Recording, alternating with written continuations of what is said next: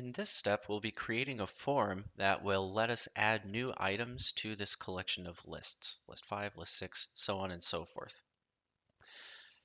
To do this, I'm going to create a page that will have a form letting us create new lists.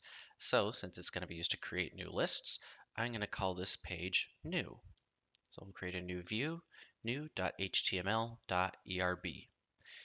And I'll just add some HTML up here, create a list. Before I write too much HTML, I'm going to go and make sure I can access this page in the first place. Anytime you create a new view, you're usually going to need to do three things. One, create the view file itself, which I've just done.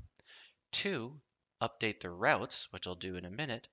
And three, create a method for that view in the controller, which I'll do later.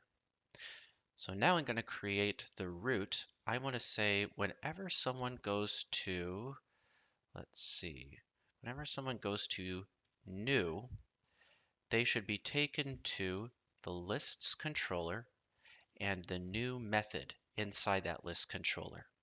I haven't created that yet, but I will in a second. So this is saying whenever someone goes to /new, they should be taken to the list controller and the new method. So now we'll go into the list controller. I'll do def new and end. And that's probably all I need to do because thanks to implicit rendering, it's automatically going to detect that this new.html.erb file exists, and it's just going to display that. So let's see if this works. If I go to /new, there it is, create a list. All right, so far so good. Now I'm going to start creating the form for this. The form's not actually going to do anything yet. I'll make it actually do something in the next step. But for now, I'm just going to set up most of the HTML for it so we can see what it looks like. So it's going to be a very simple form. First, it's going to have a text field, which will be the list title, the title of the list, and it will have a submit button. And there it is. I'll talk about the purpose of name later on. The purpose of placeholder should be pretty obvious. You can see it right here. It's just, well, placeholder text. It just sits there until something is entered into that text field. There we go.